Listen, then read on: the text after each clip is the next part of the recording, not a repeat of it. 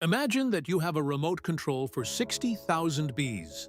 With a single press of a button, you redirect tens of thousands of worker bees, change their destiny, and switch off the swarming impulse as if you were turning off a light.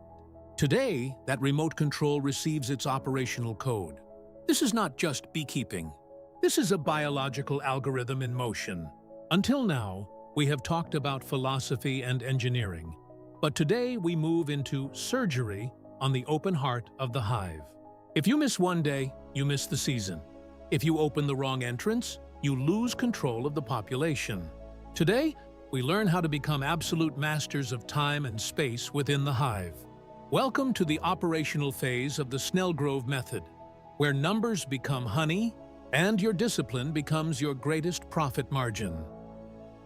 Before we enter the first piece of data into our operational plan, we must look back at the foundations we built in the previous episodes, because professional-level beekeeping does not operate on guesswork.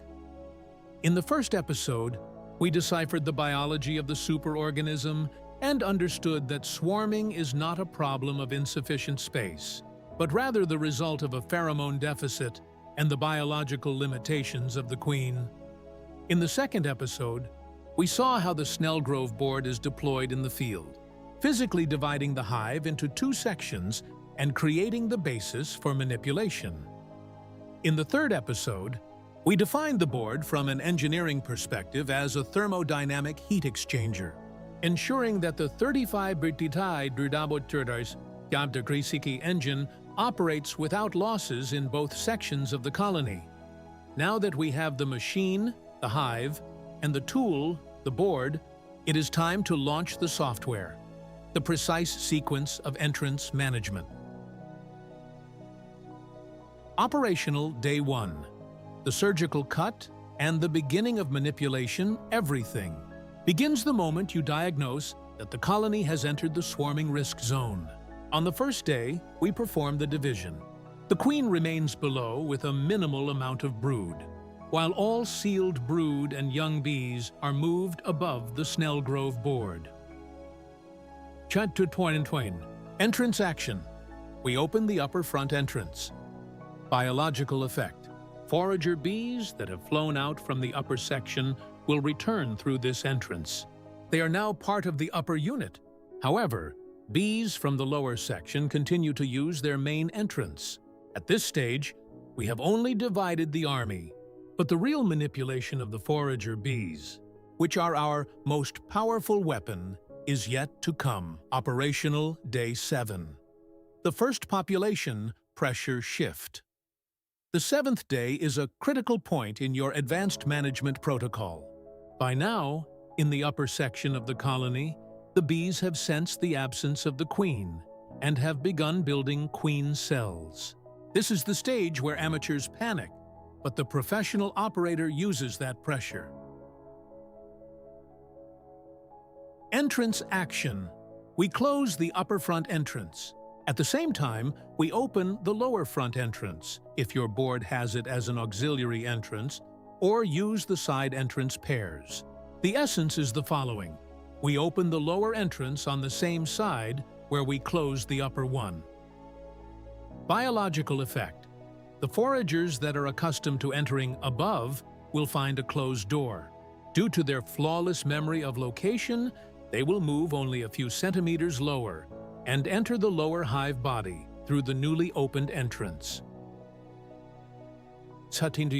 Result: you have just stolen thousands of foragers from the upper section and added them to the lower section where the queen is located. The lower section now receives an explosion of workforce, while the upper section is left without foragers, dramatically reducing the swarming impulse in that segment. Operational Day 15. Finalization and yield control after 2 weeks. The internal structure of the hive has been completely transformed. The lower colony is operating in full production mode, while the upper colony has either raised a new queen or serves as a brood reservoir. Entrance action. Once again, we manipulate entrance pairs, usually the side entrances. We close the upper entrance that was active and open the lower entrance on the same side. Engineering logic. With this move, you perform a second transfusion of forager bees. All young bees that have meanwhile become foragers in the upper section are now redirected into the lower honey-producing space. Economic justification. This type of population manipulation ensures that your workforce is always concentrated where nectar intake is greatest, maximizing your ROI, return on investment, and protecting your capex from losses caused by swarming. As our source on colony biology states, a forager bee is not just a worker. It is a biological computer with fixed navigation.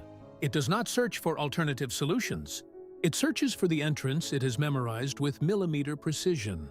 The Snelgrove Method does not kill the bee's instinct. It hacks it. By changing the internal structure of the hive under your command, you confuse the superorganism in a way that is beneficial to the beekeeper. Their survival instinct, swarming, is replaced by the instinct to collect resources. Professional. Apiary management also means recognizing risks. If you have not synchronized your timing with the nectar flow, for example, when the black locust flow is at its peak, an excessive concentration of foragers in the lower section can create new pressure. That is why the beekeeper must constantly read the hive. Monitor the rate of pollen intake and ventilation at the entrances. Pay attention to vapor pressure deficit, VPD. Too many bees can make nectar ripening more. Difficult? If ventilation has not been engineered properly through the board. If you want to stop being an observer and become a strategist who controls their beekeeping destiny. Click the subscribe button and turn on notifications. Your support enables us to create this level of detailed, science-based content. Do not allow your bees to decide your profit. Take control now. Today, you learned how to manipulate a bee army using time and entrances. This was the operational plan that turns the Snelgrove board into a weapon for victory. But even the best operators make mistakes. In the next episode, Episode 5, Traps for Beekeepers, the most common mistakes and how to avoid them. We will analyze the critical points where beekeepers most often make mistakes in timing or in assessing colony conditions.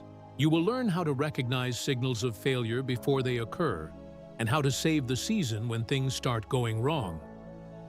Follow our channel, and we will see each other in the next episode. CT Wind, where we learn from the mistakes of others in order to secure our own success. Beekeeping will never be the same again.